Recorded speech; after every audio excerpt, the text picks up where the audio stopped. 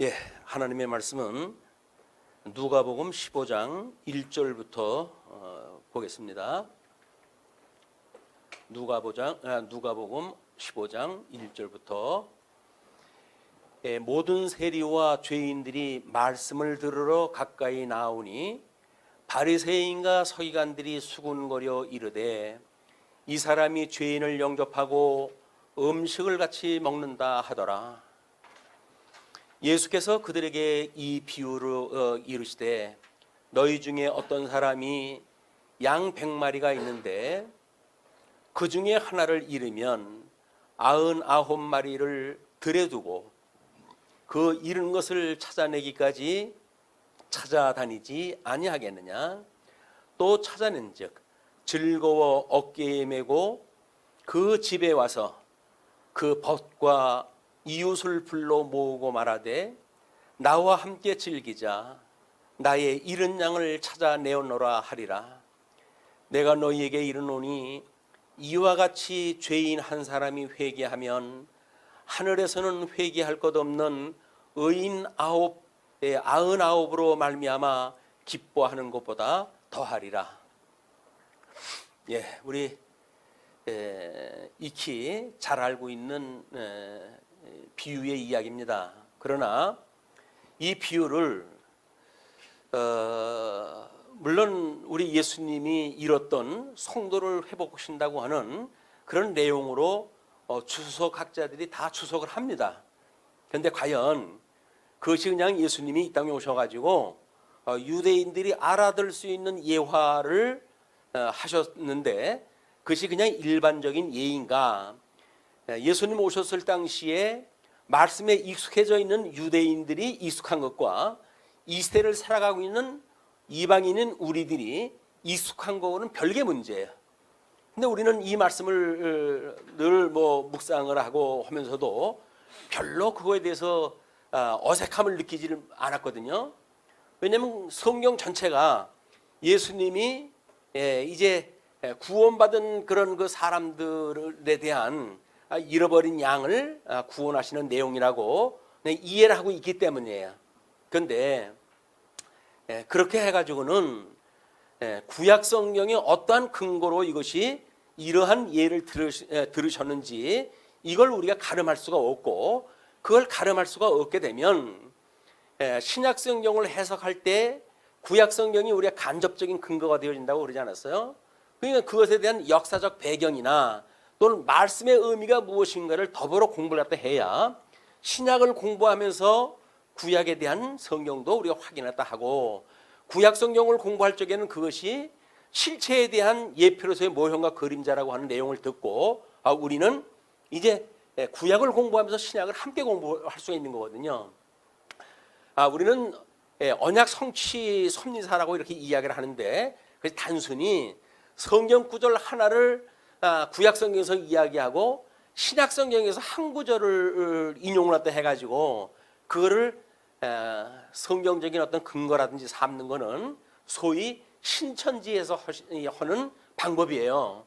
그걸 짝짓기라고 해가지고 이해를 하고 있는데, 이 방대한 하나님의 섭리 역사를 우리가 공부를 하면서 겨우 신천지 이단이 공부하고 있는 짝짓기 정도로 이 언약 성취사를 표명한다는 이야기는 하나님의 말씀을 만홀히 여기는 겁니다.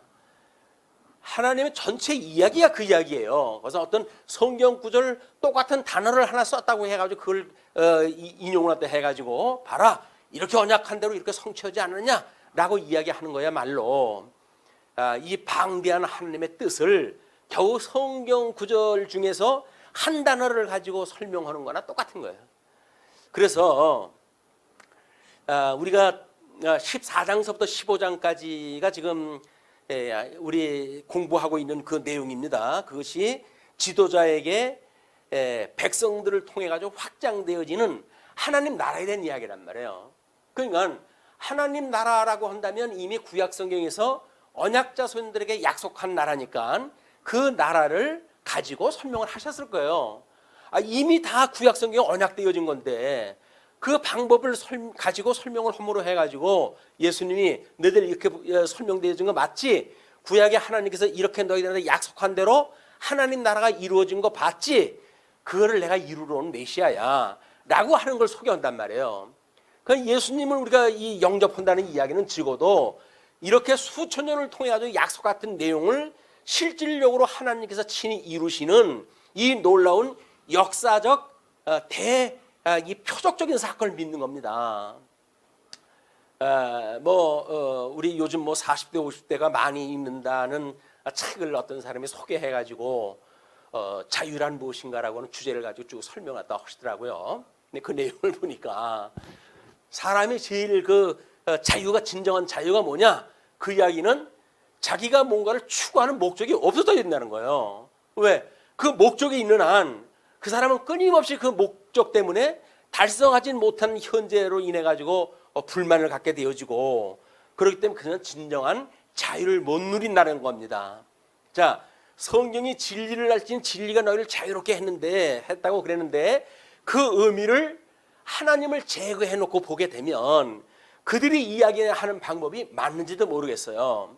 더군다나 우리 현대라고 하는 것이 어떠한 사회입니까? 이미 인본주의적인 걸로 해서 하나님이 없다는 세상에 그 철학세에 우리가 살고 있단 말이에요.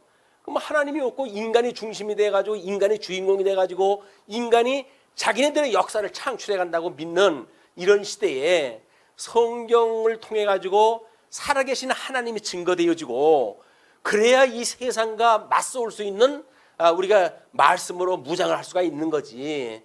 이걸 인문학적인 방법으로 해가지고 그렇지 않습니다.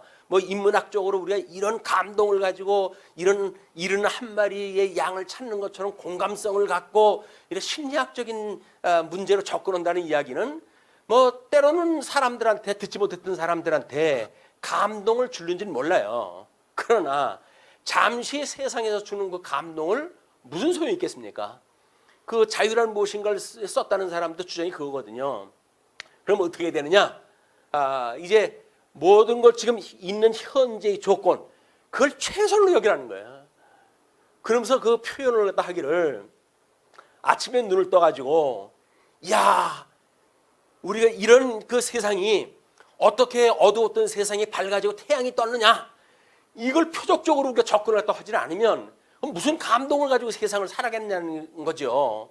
그냥 현실적인 거에 표적적인 의미를 부여해가지고 이것이 인생 사는 거로구나 라는 걸 가지고 있을 때 그는 진정한 자유를 누리는 삶이다 이렇게 설명하다 해요. 그러니까 하나님이 없다고 하는 사람들은 그런 방법으로 해야 될 거 아니에요. 근데 성경에서는 뭐라 그럽니까? 항상 기뻐하라, 범사에 감사하라, 쉬지 말고 기도하라고 그러잖아요. 그러면 항상 감사라고 하라고 그러는데 그렇게 하나님이 없다고 하는 사람도 자기의 그런 어떤 아침에 일어나가지고 밝아오는 태양을 갖다 보면서 이게 표적이로구나, 이게 인생이 사는 이유로구나 라고 설명할 만큼 의미를 부여하는데 하나님을 안다고 그리고 예수님을 우리의 구속자라고 믿는 성도들이 새로운 태양이 떠오르거나 말거나 아침에 밥을 먹거나 말거나 늘 우리가 함께 사랑한다고 하는 가족들과 하루를 시작하거나 말거나 아무런 의미가 없다고 한다면 도대체 뭐 하는 겁니까? 이게 뭐 하는 겁니까? 우리가 그래서 성경을 통해 가지고 그 신지식을 깨닫지 못하게 되면 현재 우리가 살고 있는 삶의 의미를 알아낼 수가 없는 거예요. 어떻게 감사를 합니까? 그것도 항상 어떻게 우리가 기뻐할 수가 있죠? 범사에 어떻게 우리가 감사할 수가 있죠? 그거는 영원하신 하나님이 섭리하시는 그 섭리의 손길을 느끼지 못하면 알 수가 없는 거예요. 우리 성경을 통해 가지고 그 하나님의 섭리를 갖다 이제 맛봐야 되는데 지금을 살아가고 있는 우리들 이 현대 성도들만의 문제가 아닙니다. 예수님 오셨을 때 구약 성경을 통해서 하나님이 내가 너희를 사랑하는 하나님이야, 내가 너희들에게 약속한 대로 이렇게 하나님 나라를 이루게 할 것이야 라고 하는 걸 가지고 그들의 자자손손 공부했던 내용입니다. 그런데도 불구하고 예수님 오셨을 당시에 보게 되면 다 하나님도 온데간데가 없고 그들이 그렇게 대망사상으로 믿고 있는 메시아조차도 십자가에 못 박아 죽일 만큼 아주 강박한 사람이 되어져 버린 거예요. 하나님이 없어요. 그 사람들한테. 그렇게 유일신을 갖다 믿는다고는 유대교인데도 불구하고 하나님이라고 하는 그분이 실체적으로 나하고 공감을 갖다 이루지 못하는, 나하고 동떨어져 있는 소위 사내들인의 그 거짓 선지자들, 이런 자들이 강요하는 신앙생활에 의해 가지고 억지로 종교 행위는 했을는지 모르겠지만 그분이 하나님이 약속하셨던 메시아가 어떤 분인지 그걸로 시대를 분별하는 그런 지혜는 없었단 말이에요. 근데 오늘 하나님께서 우리들에게 그 지혜를 이제 주실 거예요. 우리들의 이 감겨져 있던 눈을 갖다 여시고 하나님의 이 표적적이고 수천 년을 통해 가지고 약속했던 내용들이 실체적으로 이루어진 현장을 우리로 하여금 보게 하실 거란 말이야. 그걸 통해서 우리가 예수님을 믿는 거예요. 아, 예수님이 하나님이로구나. 그 하나님이 우리들의 죄를 위해 가지고 육신을 입고 이 땅에 오셔가지고 십자가에 못 박아 죽으시고 이런 그 일을 당하신 분이로구나. 이걸 깨닫게 되어져야 우리가 범사에 감사할 수가 있고 항상 기뻐할 수가 있는 겁니다. 그렇지 않고 주어진 조건으로 감사한다고요? 아까도 기도에도 그런 이야기를 했지만 하나님 앞에 감사한 것이 뭡니까? 하루 세 끼 잘 먹고 사니까 감사했다고요? 또 굶으면 감사 안 할 겁니까? 그냥 우리는 조건 때문에 감사한 거지 하나님 때문에 감사한 게 아닌 거예요. 우리가 마치 우리 임마누엘 주님이고 새해를 열면서 그렇게 해가지고 공부를 했다 했지만 임마누엘 주님이라고 하는 어떤 이론 또는 성경에서 게시되어져 있는 성경 구절, 그걸 가지고 임마누엘 하나님이라고 우리가 믿는다고 치부하게 되면 현재 우리 안에서 역사하시는 하나님을 알지 못하는 거예요. 껍데기를 갖다 보고는 속의 걸 볼 수가 없습니다. 적어도 지혜의 눈이 있어야 외형적인 걸 보고 그 안에 숨은 하나님의 손길을 우리가 느낄 수가 있고 하나님이 우리를 향하신 기뻐하신 뜻을 우리가 분별할 수가 있고 그래서 우리가 영적 예배가 가능해지는 거거든요. 우리가 비록 몸은 떨어져 있지만 신령한 예배를 드린다는 게 뭡니까? 영적 예배인데 하나님의 기쁘시고 온전하시고 선하신 뜻이 무엇인가를 분별하지 않고 모여가지고 예배 드리는데 무슨 소용이 있겠어요 그게. 우리처럼 만약에 비록 떨어져 있다고 하더라도 이런 영적 예배의 감각을 키워가는 이런 우리 이 하나님 말씀을 대하는 시간이라고 한다면 오늘 우리들이 이 공부하는 내용은 또 이 예배에 드리는 이런 모습이야말로 하나님께서 철들었구나 하시지 않을까 기대를 갖다 해봅니다. 자, 그러면 그랬던 사람들한테 우리가 14장 1절로부터 6절까지 회복에 대한 교훈이 먼저 소개가 됐었잖아요. 그래가지고 안식일에 대한 의미라고 이렇게 이야기를 했어요. 그 이야기는 상실한 나라가 회복되어질 때 상황이 그렇다라고 하는 걸 이야기를 했고 그 다음에 그 7절로부터 24절까지가 지도자의 덕목에 대한 교훈이라고 이렇게 제목을 잡아가지고 이야기를 했어요. 그것이 구약 성경의 전체적인 근거로 보게 됐을 때는 제사장 나라라고 하는 것이 어떻게 하나님께 이루어 가시는가, 하나님의 언약 자손들을 이제 하나님의 나라로 들여보내셔가지고 어떻게 제사장 나라를 이룰 것인가 라고 하는 내용이라고 공부를 했단 말이에요. 그리고 25절로부터 35절까지 제자의 본분에 대한 교훈을 갖다 했는데 그거야말로 거룩한 백성이라고 하는 것이 무엇인지 우리 하나님께서는 구약성경 모세를 통해 가지고 그렇게 말씀하셨어요. 내가 너희를 제사장 나라와 거룩한 백성을 삼을 것이야 라고 약속을 다 했단 말이에요. 그 약속이 구약의 하나님 나라 선민들이 그렇게 불순종하고 살았던 그 나라를 통해 가지고 어떻게 아주 자세하게 설명되어졌는지 그 내용을 우리가 모른다고 한다면 신약 성경에서 예수님이 십자장에서 설명했던 내용들을 제대로 공부를 할 수가 없는 거야. 그런 감을 우리가 느낄 수가 없는 거야. 그리고 이제 15장 전체의 내용이 이뤘던 것에 대한 교훈이거든요. 근데 구약 성경에 보게 되면 이제 우리 고아와 나그네와 이 과부에 대한 규례가 나옵니다. 그래서 우리 이제 15장에서 특별히 이뤘던 것의 세 예화가 고아, 과부, 나그네라고 했던 모세를 통해 가지고 하나님이 약속하셨던 그 내용, 출애굽기 22장 21절부터 이렇게 설명이 되어져 있어요. 너는 이방 나그네를 압제하지 말며 그들을 학대하지 말라. 너희도 애굽 땅에서 나그네였습니다. 너는 과부나 고아를 해롭게 하지 말라. 이 공동체 안에서 조금 소외되어지고 있는 사람들에 대한 의미가 무엇인지 모르게 되면 우리는 그리스도의 사역을 모르는 거예요. 예, 조금 뭐 돈이 없다고 해가지고 우습게 여기십니까? 또는 무식하다고 해가지고 우습게 여기십니까? 그분은 복음을 모르는 사람이에요. 왜? 예수님은 바로 이런 분들을 구원하러 오신 분이거든요. 잘난 사람들을 왜 구원합니까? 지 잘난 대로 살라 그러지. 못났기 때문에 주님이 필요한 거예요, 우리는. 그러니까 우리가 나그네 되었다는 이야기를 출애굽기에서는 애굽의 종로로 타던 것이라고 그러지 않았어요? 자, 그러면 우리는 이거를 신약성경적인 의미로 보게 되면 뭐예요? 우리가 죄의 종로로 타던 우리가 바로 나그네와 같은 삶을 살았다는 거예요. 그런 우리들을 주님께서 죄로부터 구원을 갖다 내서 이제 하나님의 나라에 살게 하셨으니 그 하나님의 나라에 살게 된 사람들이 죄 중에 있는 사람들, 아직도 복음을 모르는 사람들, 이런 사람들이 불쌍히 여겨져야 되는 거 아닙니까?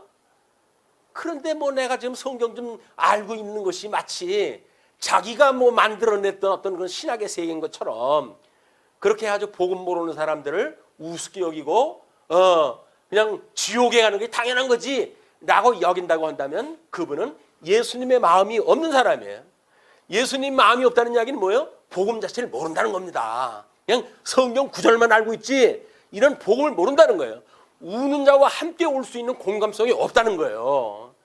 하나님을 모르는 사람도 인간관계를 하게 되면 공감성을 가지고 아픈 사람의 아픔을 공감하고 그리고 그들을 위해 가지고 우리가 애를 쓰고 그러는데 그걸 믿는다고 하면서도 나이가 어리다고 우리가 학대합니까?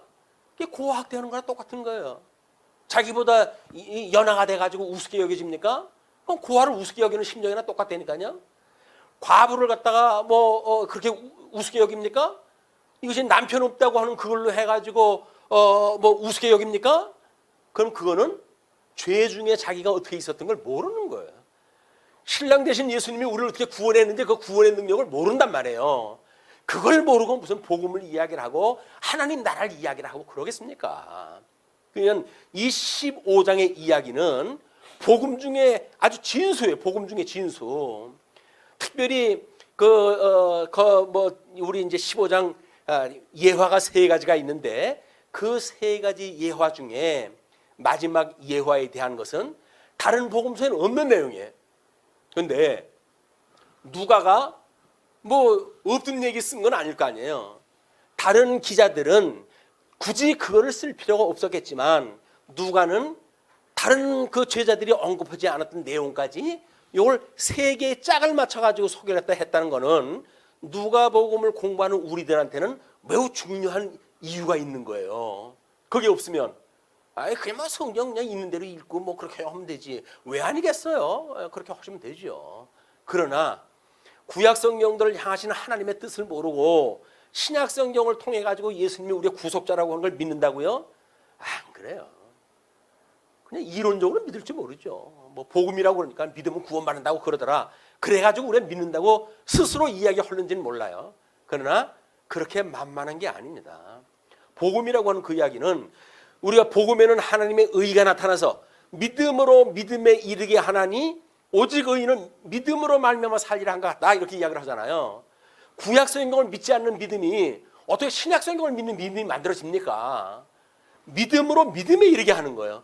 구약 성경에 그런 하나님의 복음 감춰져 있던 비밀 그걸 깨닫는 믿음으로 봤을 때 신약 성경의 그런 복음을 우리가 만날 수가 있고 그걸 믿음으로 해가지고 성경 전체가 믿어지는 믿음을 가지고 성도들은 믿음으로 산다는 거예요. 믿음으로 산다니까 하나님이 다 하시는 거야. 나는 하나님을 믿어. 하나님을 믿는 사람들이 그냥 마구잡이로 삽니까? 아닌 거예요. 자기를 속이는 거예요. 그거는 하나님을 믿는다고 그러면서 그런 사람들은 회교권도 다 그래요. 유대교인들 무섭도록 믿습니다. 왜? 하나님을 믿으니까. 하나님 만사를 언약대로 이루는 여호와를 그 사람들 알거든요. 근데 그들의 삶이 정말 예수님을 믿는 긍휼의 마음을 가지고 있는 사람들일까요? 안 그래요. 그들이 그렇게 뭐 과부와 나그네를 갖다 불쌍히 여기는 사람들일까요? 안 그래요. 그럼 우리는 예수님을 믿어가지고 구원받았어요.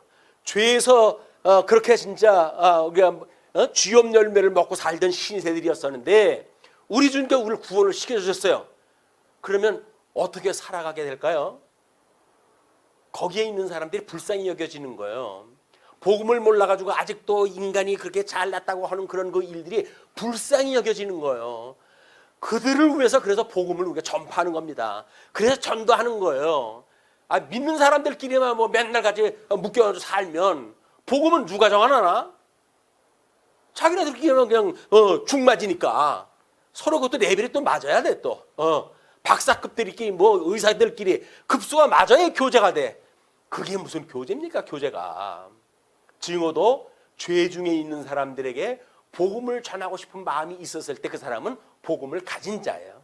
복음을 가진 자는 그러기 때문에 복음을 전하는 겁니다. 복음을 전하지 않으면서 예수를 믿는다는 이야기는 예수님을 믿는지는 모르겠어요.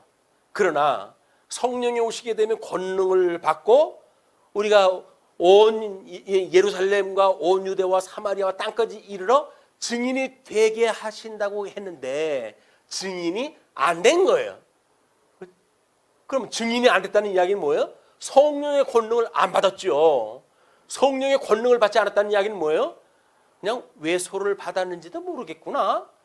이런 의심을 한 번쯤 해봐야죠. 우리들이 스스로 내가 이 겉으로만 잠시 하나님께 불러가지고 뭐 교회 생활을 험내하고 이렇게 살다가 그냥 하나님께서 난 너 몰라 라고 하시면 어떻게 될까? 이런 안타까움이 없다고 한다면 우리는 이 시간에 다시 한번 아주 마음을 열고 이 본문을 공부할 이유가 있다. 자, 그래서 우리 주기도에서도 예수님이 그랬잖아요. 우리가 우리에게 죄 진자를 사하여 준 것 같이 우리의 죄를 사하여 주시옵고, 우리에게 죄 문제가 있다고 여겨주는 사람들, 이런 사람들 용서하지 않고 내가 눈에 감을 때까지 난 그건 용서 못해 라고 말한다고 한다면 가짜예요. 가짜. 뭐 조건이 있어가지고 무슨 용서해. 용서는 그냥 그 사람이 불쌍하고 복음을 모르니까 그렇지, 나이가 어리니까 그렇지, 형편이 안 되니까 그렇지 라고 해도 용납하고 용서할 그런 마음이 있어야지.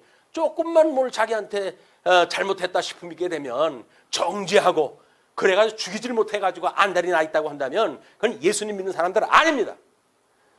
예수님 믿는다고 한다면 그렇게 믿는 게 아니에요. 우리 대면하는 분들이 없으니까 말씀이 강력하게 더 나갈 수도 있네요. 여기 대면하는 분들이 있다고 그런다면 나보고 그러는 거 아니야 이렇게 이야기할까 봐 추춤추춤 먹었잖아요. 근데 그런 분들이 없으니까 뭐 우리 카메라만 보고 이야기를 하니까 그냥 성경이 말한 걸 갖다 그대로 이야기할 수 있는 거예요. 자, 그래서 의와 인과 신이라고 하는 건 우리가 11조에 대한 신학이라고 이야기를 했어요. 자, 뭐라고 그랬습니까? 우리 이제 마태복음 23장 19절 보게 되면 맹인들이여 어느 것이 더 크냐? 그 예물이냐? 그 예물을 거룩하게 하는 제단이냐?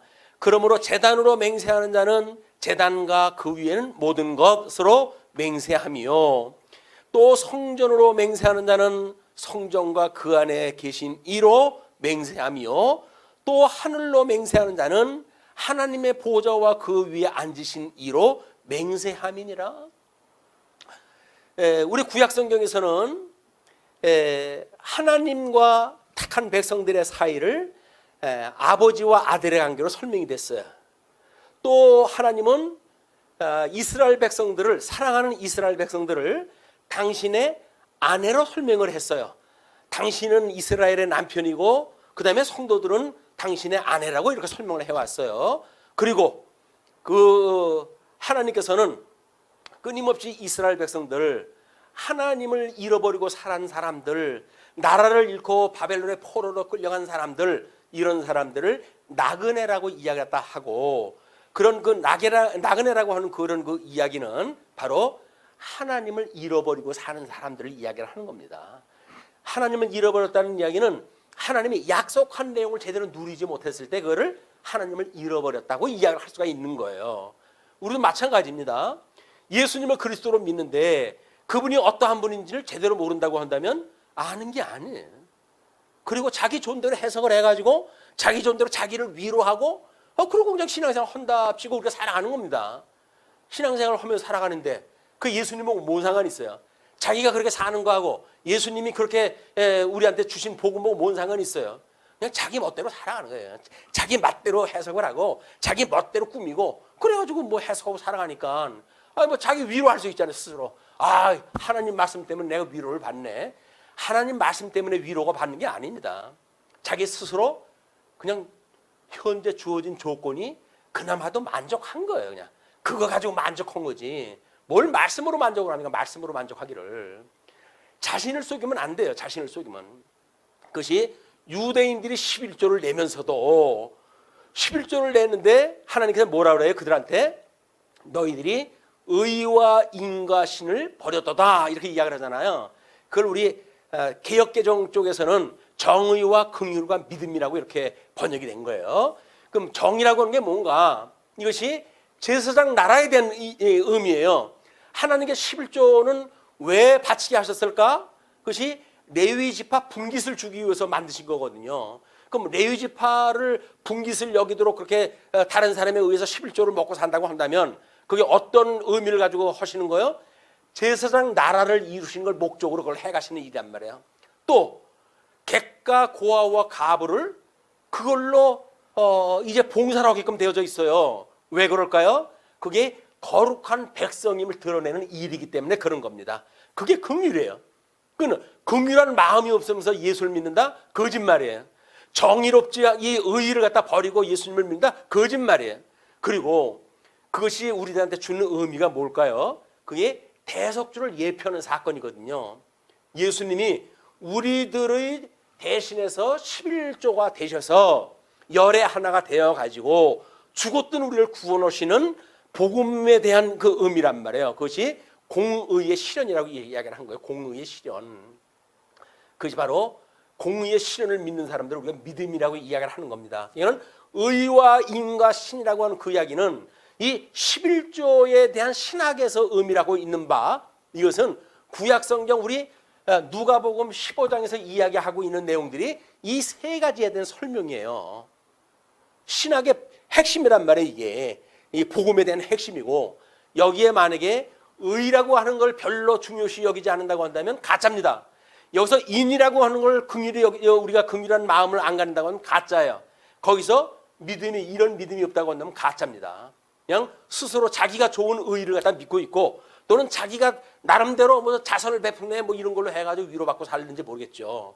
아니면 우리는 예수님이 나를 위해서 돌아가셨어 라고 하는 거를 우리 공의를 갖다 실현했다고 하는 이런 건 다 잊어버리고 그냥 나를 살리셨어.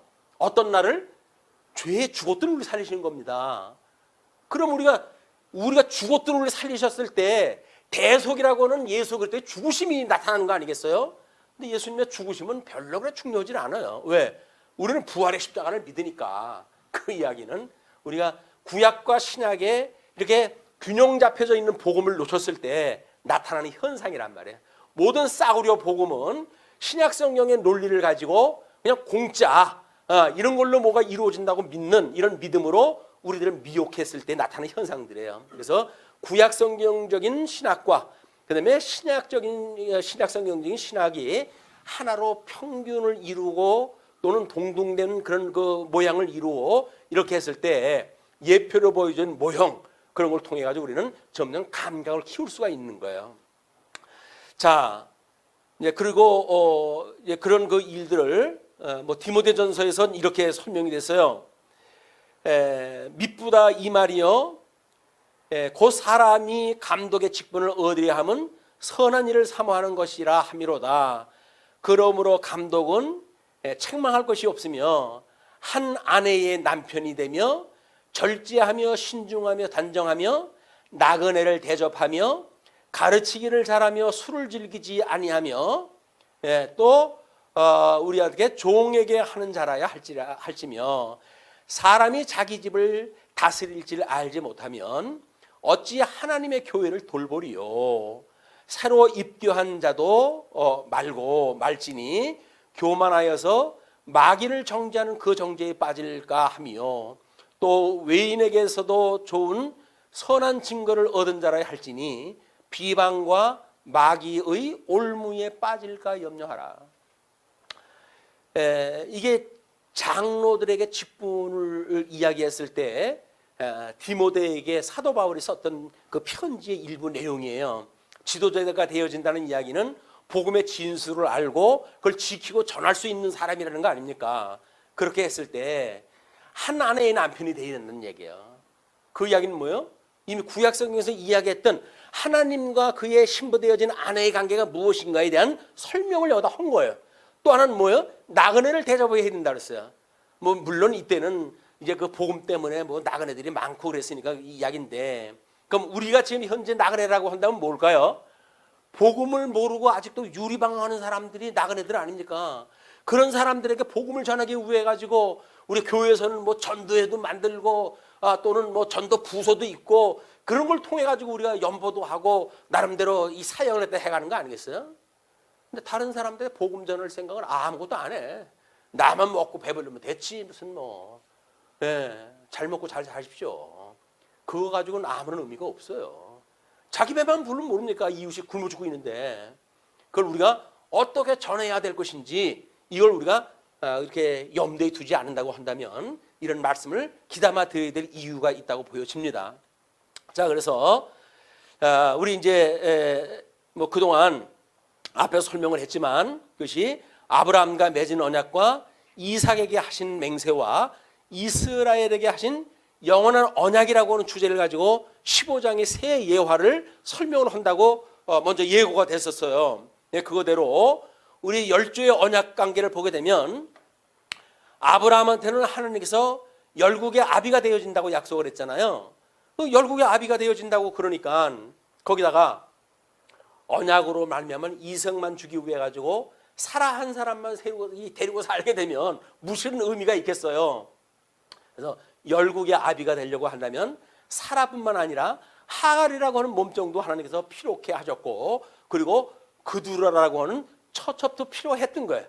그래가지고 그로 하여금 그두라를 통해 가지고 13민족을 갖다 출생이 하게 되어지고 그 다음에 하갈을 통해 가지고 우리 에서라고 하는 이스마엘을 통해 가지고 이제 에서의 그 민족들을 만들어 가시는 역사도 하는가 하면 이제 나중에 이제 그 야곱과 에서의 그 에서고 이제 합하게 되어진 세력입니다만은 그다음에 사라라고 하는 사람을 통해 가지고 하나님께서 이삭을 주셨잖아요.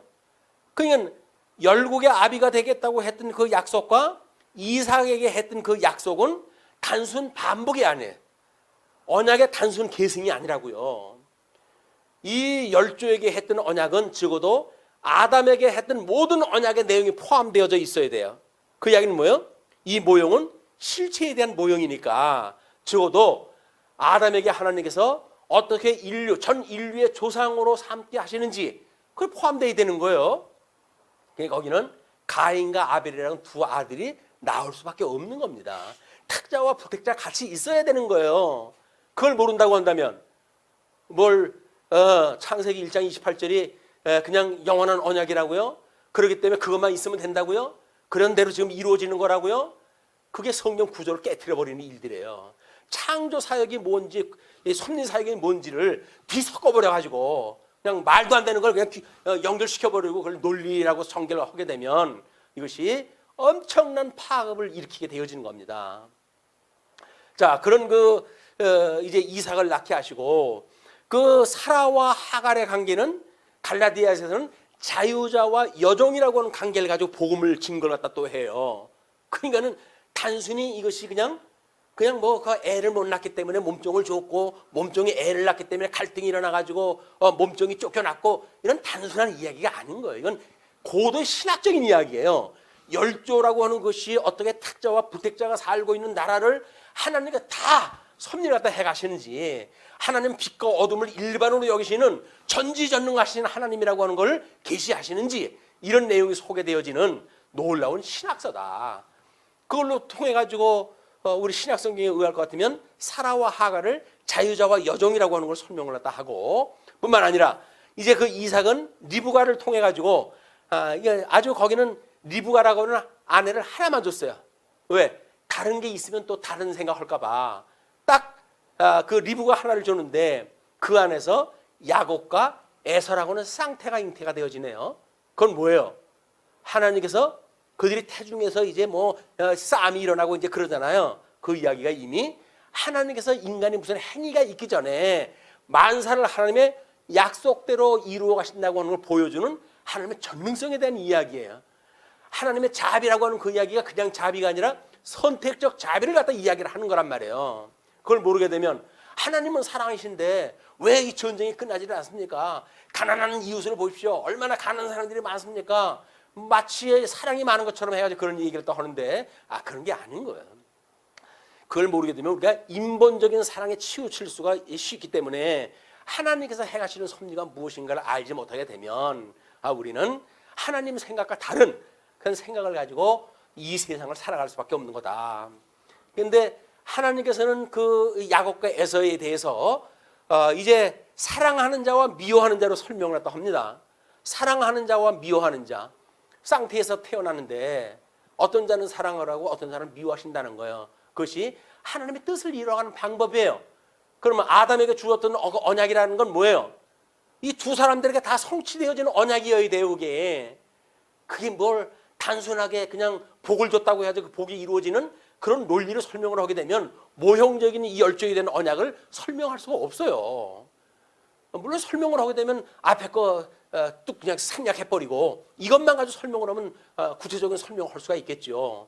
그런데 실체와 모형이 다르게 되면 그것이 실체에 대한 모형이 아닐 거 아니에요. 그런데 이미 1장에서 우리가 언급이 되어졌기 때문에 12장까지 넘어가게 되면 다 잊어버렸어요. 1장에서 공부한 거. 그렇기 때문에 이게 논리적으로 모순이냐 아니냐를 짐작할 수가 없는 거야. 그냥 그 부분 논리에 의해 가지고 그렇게 되면 은혜를 깨달았네라고 해가지고 자기를 또 위로받고 또 그러고 그냥 넘어가게 되어지는 거예요.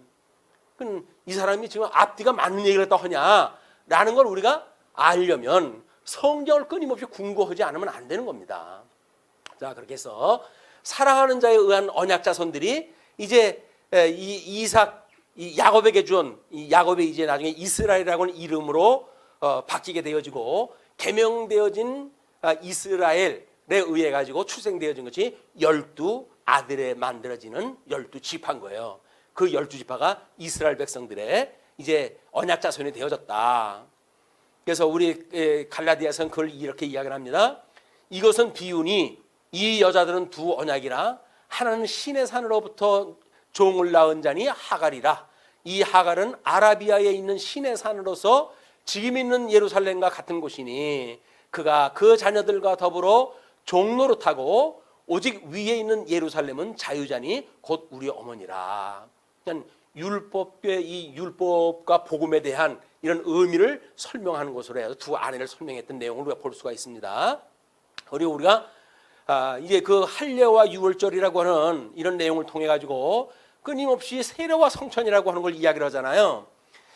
아까 묵상을 하면서도 제가 세례에 대한 그 내용을 이제 묵상 내용으로 소개를 했다 했는데 그 내용은 바로 그겁니다. 아브라함이라고 하는 거야 전 이스라엘에 대한 머리가 되어지는 분들의 머리가 되어지는 것. 그럼 이제 성도의 머리는 누구예요? 예수 그리스도 아닙니까? 그러니까 그 사람들은 아브라함의 그 언약을 기억을 하고 하나님 나라를 살아가는 동안 끊임없이 그걸 기억하고 살아가는 거예요. 열조의 언약을 끊임없이 하나님 나라를 살아가면서 그걸 기억해낸단 말이에요. 그럼 우리는 예수님을 믿고 사는 우리들이 소위 주님의 몸된 교회 살아갈 때 우리는 누구를 생각하면서 살아갑니까? 주는 그리스도시요 살아계신 하나님의 아들입니다 라고는 신앙 고백, 우리가 세례를 받았을 때의 신앙 고백, 그걸 잊어버리게 되면 우리는 다 허사예요. 그거로부터 우리가 주님께서 지어자가는 성전으로 지금까지 우리를 키워오셨는데 그 기반을 갖다 무시해버린다? 그러면 다 산통 깨지는 거예요. 성도들이 살아간다는 기본은 뭐예요? 주는 그리스도시고 살아계시는 하나님의 아들입니다. 내가 예수님과 함께 죽고 예수님과 함께 살았습니다 라고는 아주 가장 기초적인 그걸 고백을 갖다 우리가 놓쳐버리게 되면 아무것도 아니란 말이에요. 그렇기 때문에 성경에서는 세례와 성찬이라고 하는 것을 교회의 표지라고 이야기를 하고 뿐만 아니라 세례와 성찬을 우리가 은혜의 방편으로 이야기를 하는 거예요. 그걸 무슨 칠성예 중에 두성예를 남겨놨다는 둥, 뭐 개혁 정신이 모자라서 그랬다는 둥, 이런 이야기는 아주 성경적이지도 않고 역사적이지도 않습니다. 이건 우리가 끊임없이 우리가 거기에 기초가 있음을 갖다 봐야 돼요. 우리가 끊임없이 살아가면서 잊어버리기 쉬운 게 뭐예요? 우리 기초, 그게 우리 첫사랑이거든요.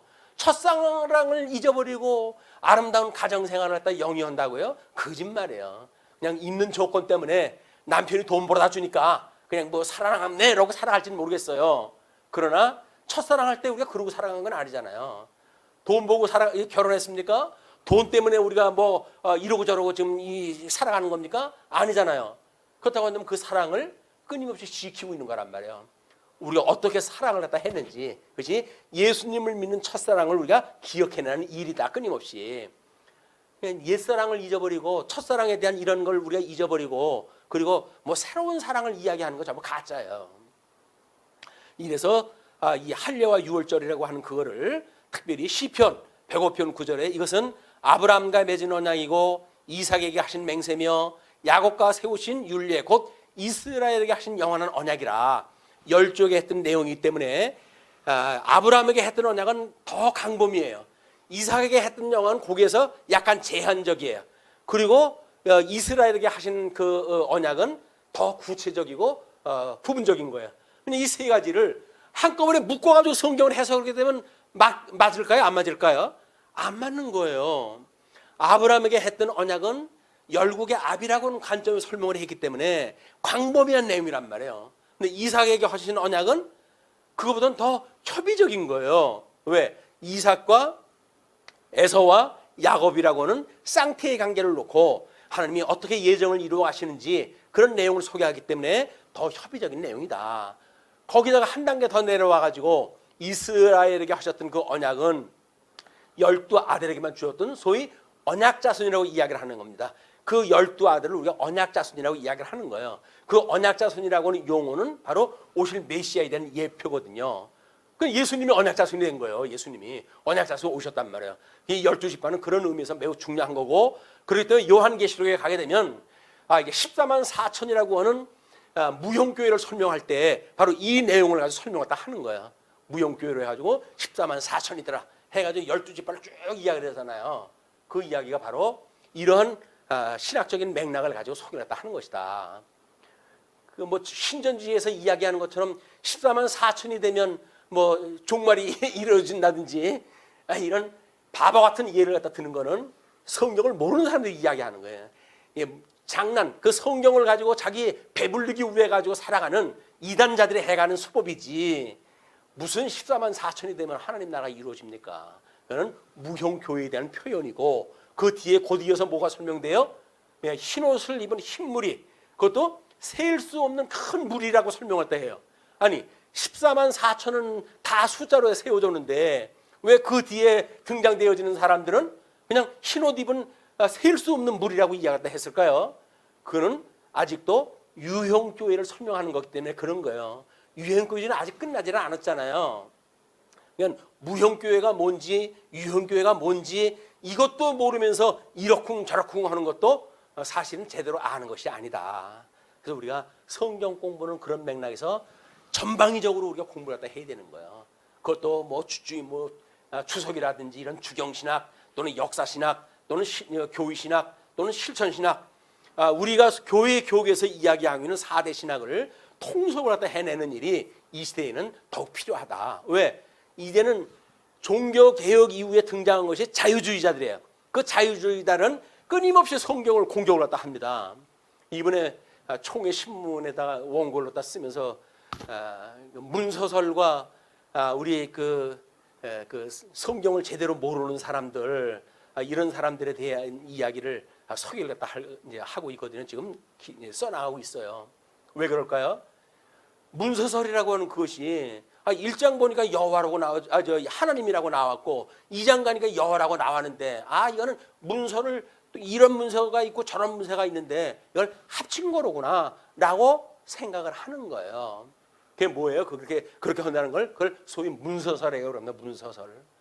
그냥 인간의 합리적인 생각을 가지고 편집을 인간이 해갔다고 생각이 들어가니까 그런 생각을 하는 거거든요. 그러나 우리 종교개혁자들이 우리 성경관에 있어서 그래서 영감설과 무호소를 주장했다 한 이상 그거를 지키지 않는다고 한다면 다 깨져버리는 거예요. 우리가 믿고 있는 게 성경을 기본으로 해서 믿고 있는데 성경을 공격을 갖다 해가지고 그걸 깨트려 버리는데 그럼 우리 믿음을 어디다가 근거를 둘 거예요? 없어요. 그리고 기껏 교회의 전통이라고 하는 거는 유지를 갖다 해가지고 우리 믿음의 선배들이 어떻게 지켜왔는지 그것만 가지고 이야기하자라고 말하는 논리는 맞지 않습니다.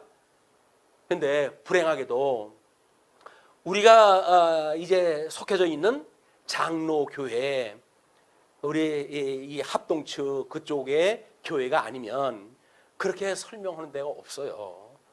이 시대에 하나님의 말씀을 공부한다는 얘기는 우리 모래 그 한강 뱃사장에서 바늘을 찾는 거나 똑같습니다.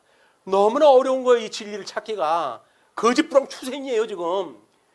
그리고 뭐 인문학적으로 설명을 갖다 해야 되고 이렇게 해가지고 돈 좀 벌까 해가지고 15분짜리 편집을 갖다 해가지고 유튜브에다가 쏘고 왜?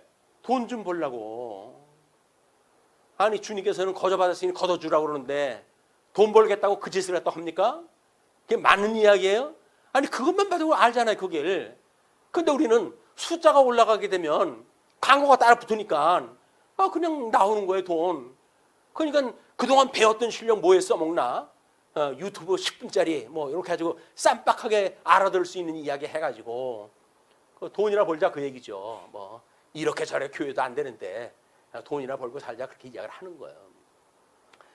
자 정신 차려야 됩니다 지금 우리가. 자 그리고 열조를 통한 하나님의 섭리 사역에 대한 거를 아브라함을 통한 언약, 이삭을 통한 언약, 야곱을 통한 언약으로 해가지고 세 분을 전부 했어요. 이것만 설명을 해도 2시간입니다. 그래서 이건 안 될 것 같고 그리고 이제 우리 이 아브라함 열조에 대한 연대로 해가지고 성경적인 근거에서 배경이에요. 이삭에 대한 그런 그 배경과 또는 야곱에 대한 배경과 이것이 성경 전성경 이거에 대한 이야기거든요. 그러면 창세기로부터 우리 이 열조에 대한 공부를 갖다 해갈 때는 이게 누가 보고 뭐고 바로 연결이 돼가지고 이걸 신학적인 의미를 갖다 설명이 돼야 되는 거예요. 자, 그래서 아담에게 하신 양대 언약을 이스라엘 열조를 통해 구체적으로 설명한 방식이다. 아담에게는 행언약과 은혜 언약이라는 형식으로 창조, 타락, 구소, 하나님 나라라는 실체적인 섭리 사역으로 계시하셨다. 이스라엘의 열조에게는 이를 구체적으로 계시하셨다. 아브라함에게는 열국의 아비가 되게 하신다고 하셨다. 무자했던 아브라함이지만 사라의 몸적인 하갈을 통한 이스마엘과 그들라는 첩을 통해서는 13족속이라고 하는 열국을 이루셨다. 그리고 언약으로 말미암은 아들이신 이삭을 통해서 하나님의 언약은 구체화된다. 누가복음 15장에서는 이러한 하나님의 섭리 사역에 대해 예수께서는 예화로 말씀하셨고 누가는 이를 하나님 나라 확장이라는 주제로 기록하였다. 본 강론에서는 새 예화, 즉 100마리 양에 대한 예화는 아브라함과 맺은 언약, 아브라함과의 열국 언약으로 또 10드라크마에 대한 예화는 이삭에게 하신 맹세, 또는 야곱과의 선민 언약, 또 탕자의 비유에 대한 예화는 이스라엘에게 하신 영원한 언약의 번성과 이 영원한 언약, 그래서 선민의 번성과 출애굽이라고 하는 이런 주제로 설명하고자 한다.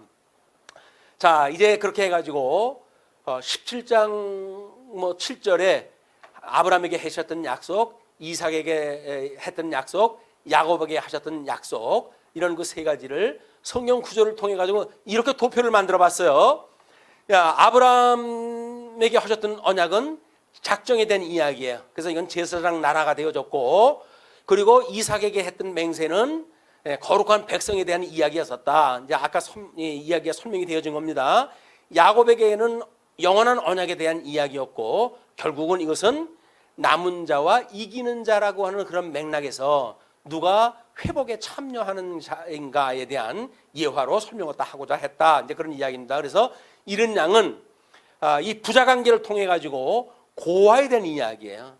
그다음에 이른 드라크마에 대한 이야기는 그리스도와 교회에 대한 관계로 해가지고 과부에 대한 긍휼에 대한 그런 그 맥락에 있어서 과부를 통해 가지고 교회의 머리 대신 그리스도와 그의 몸된 교회와의 관계를 우리가 어떻게 이해하는가에 대한 문제로 설명을 했고, 그다음에 잃은 작은 아들에 대한 관계는 데려간과 버려둠이라고 하는 마지막 심판 때 휴거에 대한 문제입니다. 그래서 이 세상을 나그네와 같이 살다가 궁극적인 예수님의 심판에 있을 때 예수님이 다시 오시는 날 그분을 우리가 맞이하러 올라갈 수가 있는가, 아니면 버림을 받고 그냥 불구덩이에 들어가는가에 대한 이런 중요한 신학적인 문제라고 이제 이야기를 하는 겁니다.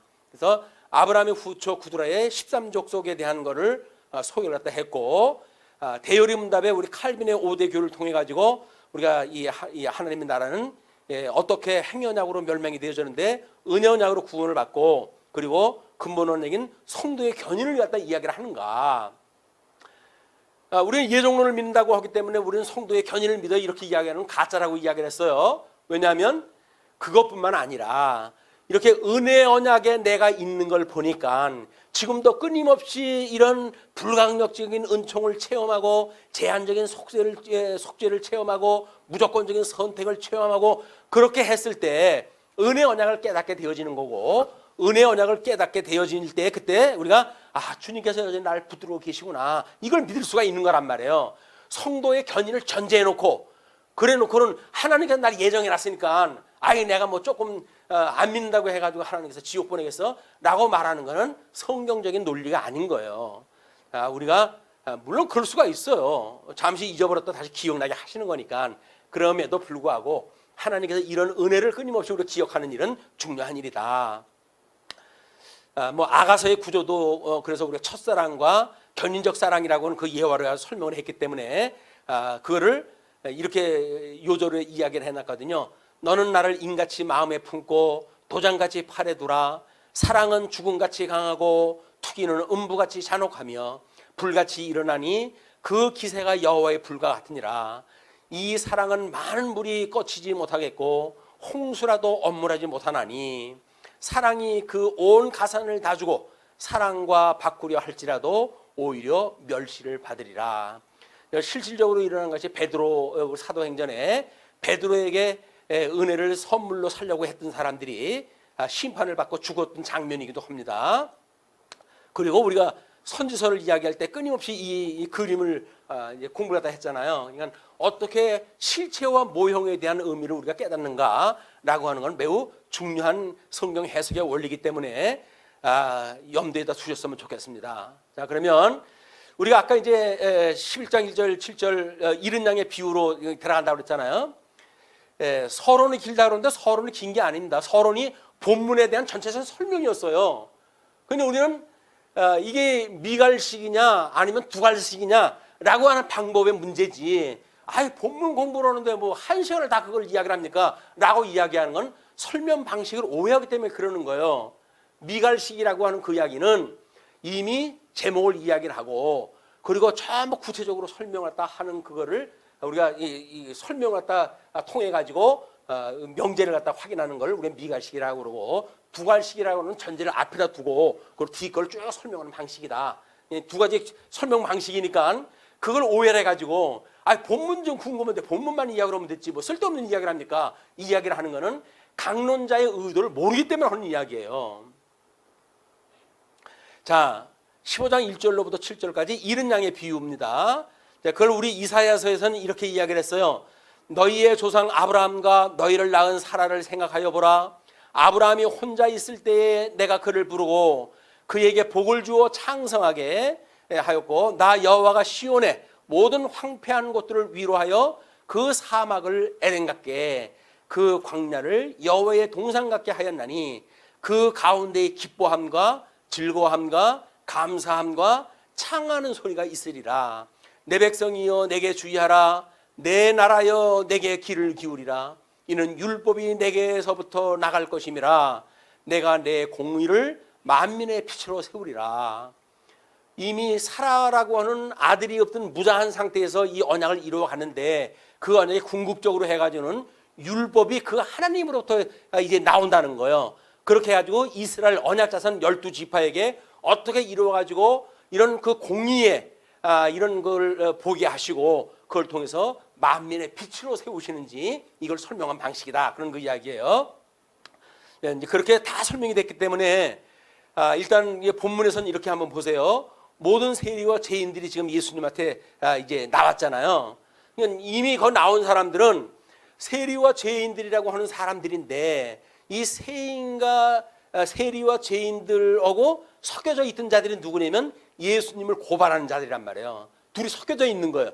소위 언약자손이라고 자처하고 하나님의 백성이라고 지도자라고 자처하는 자들과 그렇지 않고 나는 세리고 나는 죄인입니다 라고 고백하는 자들하고 지금 함께 있다는 거예요. 그리고 함께 있을 때 예수님께서는 잃은 양에 대한 그 이야기를 설명하다 하기 때문에 이런 그 잃은 양은 잃은 은전 또 잃은 아들은 서론 뭐 이런 걸로 우리가 앞에 논리를 설명하다 해가겠다 그 이야기죠. 그래서 죄인을 영접하고 음식을 먹는다고 이야기를 했잖아요. 근데 경고치 않은 예수로부터 떠나라. 이거는 지금 레위기 7장 21절에서 나왔기 때문에 그 이야기가 레위기 7장 21절에 그렇게 나와 있어요. 만일 누구든지 부정한 것 곧 사람의 부정이나 부정한 짐승이나 또 짐승이나 또 가증한 물건을 만지고 여호와께 속한 화목제물의 고기를 먹으면 너 그 사람도 자기 백성 중에서 끊어지리라. 이미 구약성경 율법에 이게 설명이 되어져 있는 거, 언약되어져 있는 거거든요. 이거를 이제 그냥 문자적으로 이해했던 우리 그 지도자들 이런 자들은 성경을 끌어다가 예수님을 정죄하고 이 세리와 죄인들을 정죄하는 이야기예요. 그래 아까 우리가 서론에서 뭐라고 그랬어요? 그래? 긍휼이 없음, 자기네들의 죽어 있음을 모르는 자들, 자기네들이 애굽의 종노릇하던 사실을 다 잊어버린 자들 이런 걸로 설명을 했잖아요. 우리도 마찬가지란 말이에요. 우리가 우리들한테 그런 그 뭐 실수하고 뭐 조금 나이가 뭐 어리고 또는 신앙생활이 미숙해가지고 실수하는 거 있을 수 있죠. 그런 거를 마치 자기의 시각을 중심으로 해가지고 자기가 기준이 돼가지고 정죄를 갖다 하고 이렇게 하는 일들은 지극히 잘못되어져 있는 신앙이다. 신앙이라고 하는 다른 사람 정죄하는 거 아니에요. 살리는 게 기독교인데 왜 정죄해가지고 죽이려고 덤벼듭니까 사람을. 그렇게 하는 건 이게 바른 신앙이 아니라니까요. 신앙생활에 미숙한 사람들을 위해 더 복음을 전하고 더 섬기고 해가지고 그가 바른 신앙생활을 해갈 수 있도록 우리가 섬기는 일을 갖다 해가야지. 뭐 자기는 어서 공짜로 뭘 어디서 하늘에 떨어진 거 주워 먹은 사람처럼 자기가 기준이 돼가지고 자기 전부 눈 아래다 놓고 발 아래다 깔고 그렇게 하는 건 지도자의 모식이 아니란 말이에요. 이게 목사가 그러면 안 되는 거예요. 목사가 성경을 가지고 성도들을 갖다가 강압적으로 하고 그러면 목사가 하는 일이 아니란 말이에요. 근데 목사들이 전부 지금 아주 상전 덩어리들이 돼가지고 그걸 가지고 하는 일들은 예수님 오셨을 당시에 사내들인에 있었던 종교 지도자들과 똑같은 모양새다. 자, 거기 이제 양 100마리에 대한 예를 들었잖아요. 근데 그것도 이제 왜냐면 목축 규모가 이제 대개는 20 내지 200수까지 있었던 그거는 소규모의 그 목축업자예요. 그렇게 부자가 아닌 거예요. 300두 이상 되고 이렇게 돼야 그게 이제 기업 삼아 하는 일이거든요. 근데 이 작은 거는 자기가 몸소 목동 노릇도 해야 되고 그런 사람이란 말이에요. 그러니까는 지금 그렇게 소규모를 가지고 지금 소개를 다 하는 거예요. 그 중에 하나를 잃었을 때 서너 명이 한조가 돼가지고 양떼를 보호하고 그러는데 거기서 잃어버리게 되면 다른 사람들이 다 터져가지고 잃은 양을 찾는다는 거예요. 자, 그러면 신앙적인 얘기만 우리가 이제 예화를 통해서 하는 겁니다. 오늘 앞에 이제 그 아래쪽에 성경 구절을 쭉 소개가 되어졌으니까 그거를 참고해서 보시면 좋겠고, 그리고 나와 함께 즐기자, 찾았을 때 즐기자라고 했던 그 이야기는 죄인 한 사람이 회개하는 것은 모두의 기쁨이다. 이게 교회의 기쁨인 거예요. 교회가 복음을 몰랐던 사람이 우리한테 교회에 등록이 돼가지고 학습을 받고 세례를 받고 세례교인이 되어져가지고 하나님의 말씀이 이게 먹는 꼴인지를 알고 그걸 달게 맞고 있다고 한다면 그 일을 가지고 기뻐해야지. 거기서 교회의 행정적인 원리를 따르느냐 안 따르느냐 뭐 그런 걸 가지고 재단하고 판단한다는 이야기는 그건 행정을 하는 사람들이 할 일이지 목사가 그런 걸로 해가지고 상전 노릇을 하는 게 아니다. 자, 이제 그거를 우리 이제 그 아까 설명했던 이런 방식에 의해서 이제 되어졌다는 이야기고, 그래서 이제 그 하나님의 열조의 언약을 먼저 이제 설명을 했던 이런 그 내용이에요. 이게 왜냐하면 이거는 하나님의 열조와의 언약은 먼저 아브라함에게 주신 언약에 기초하는 거예요. 제일 먼저 기초가 아브라함에게 했던 언약이에요. 거기에 그러나 구체화하시는 과정을 통해 해석이 달라지고는 한다. 먼저 아브라함에게 자손이라고 다 구원에 이르는 게 아니다. 그 이야기예요. 마태복음 3장 9절에 그러잖아요. 속으로 아브라함이 우리 조상이라고 생각하지 말라. 내가 너희에게 이르노니 하나님이 능히 이 돌들로도 아브라함의 자손이 되게 하시리라.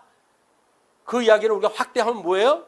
우리들이 아담에게 복을 주신 후예들이다. 그러므로 우리는 하나님의 그 언약 속에 참여되어진 사람이다. 이렇게 생각하지 말라는 거예요. 왜? 하나님이 돌덩어리를 가지고도 부탁한 백성들, 영이 죽은 사람들을 만드실 수 있는 분이니까 하나님이 우리에게 이 생명을 주었다고 하는 것이 이게 감동인 거예요. 죽었던 나에게 생명을 불어넣어가지고 내가 살아나게 하셨다는 게 감동이라니까요. 아, 내가 살았구나. 아침에 눈 뜨면서 뭐라고요? 아, 내가 살았구나. 살아있구나. 하나님께 나 오늘 또 살게 하셨네. 이게 하루 살게 하신 걸 가지고 어떻게 하루를 보낼고 라고 하는 것이 우리가 마땅히 바라봐야 될 하루지. 하루 살게 했는지 뭐 어떻게 했는지 생각도 없이 그냥 뭐 때 되니까 먹고 때 되니까 뭐 이러고 그렇게 해서 사는 게 아니라니까요. 자, 다음은 위기에 처한 이스라엘 후손들은 끊임없이 열조에 행하신 은혜를 기억할 필요가 있다. 그때 당시에. 왜냐하면 히브리서 11장 8절에 이렇게 이야기를 합니다. 믿음으로 아브라함은 부르심을 받았을 때에 순종하여 장래 유업으로 받을 땅에 나아갈새 갈 바를 알지 못하고 나아갔으며 믿음으로 그가 이방의 땅에 있는 것 같이 약속의 땅에 거류하여 동일한 약속을 유업으로 함께 받은 이삭과 야곱과 더불어 장막에 거하였으니 이는 그가 하나님의 계획하시고 그 지으실 터가 있는 성을 바랐음이라.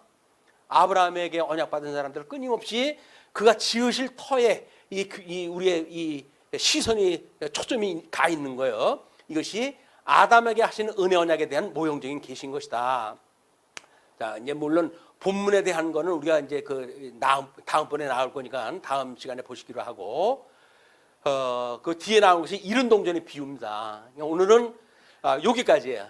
여기까지가 이제 그 이른 양 한 마리를 통해 가지고 하나님과 우리를 뭐를 지금 깨닫게 하시려고 누가는 이렇게 누가복음을 기록했는가라고 하는 것을 확인한 내용입니다.